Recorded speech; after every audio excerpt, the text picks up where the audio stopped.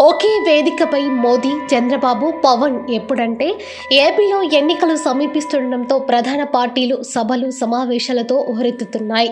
YCP సిద్ధం పేరుతో ఇప్పటికే ప్రజల్లోకి దూసుకెళ్లగా టీడీపీ యువగలంతో పాటు ఇతర సభలు నిర్వహించి దూకుడు మీద ఉన్నాయి. ఇక బీజేపీ పలు సమావేశాలతో ఓటర్లను ఆకట్టుకునే ప్రయత్నం చేస్తుంది. తాజాగా పీఎం మోదీ ఏపీలో పర్యటించబోతున్నారు. ఈ మేరకు ఆయన షెడ్యూల్ ఖరారైంది. ఈ నెల 15న విశాఖలో ప్రధాని రోడ్ షో ఉండగా 17న పల్నాడు జిల్లా చిలకలూరుపేటలో జరిగే టీడీపీ, జేఎస్, బీజేపీ బహిరంగ సభకు ప్రధాని నరేంద్ర మోదీ హాజరు కానున్నారు.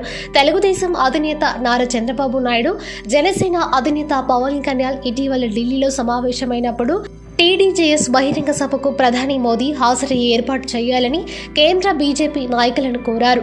ఇదిలా ఉండగా బహిరంగ సభ నిర్వహణకు పలు కమిటీలకు చంద్రబాబు ప్రకటించారు. తొలుత టీడీపీ, జేఎస్ వేరువేరుగా బహిరంగ సభ నిర్వహించాలని భావించాయి. బీజేపీతో పొత్తు పెట్టుకోవడంతో ఈ మూడు పార్టీలు కలిసి ఎన్నికలకు ముందు బహిరంగ సభను నిర్వహించనున్నాయి.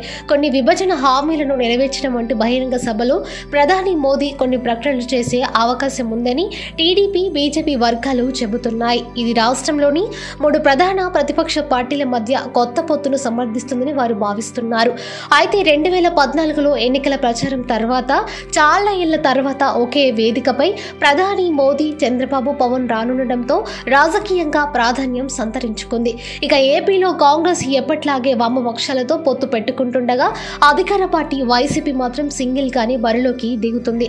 ఒక్క ఛాన్స్ ప్లీజ్ అంటూ అధికారంలోకి వచ్చిన జగన్ నా కళ నా లక్ష్యం అంటూ మరోసారి అధికారం ఇవ్వాలని ఏపీ ప్రజలను కోరుతున్నారు. ఇక ప్రతిపక్ష పార్టీ టీడీపీ రాష్ట్ర ప్రయోజనాల కోసమే తాను బీజేపీతో, జనసేనతో పొత్తు పెట్టుకున్నామని చంద్రబాబు తేల్చి చెప్పారు.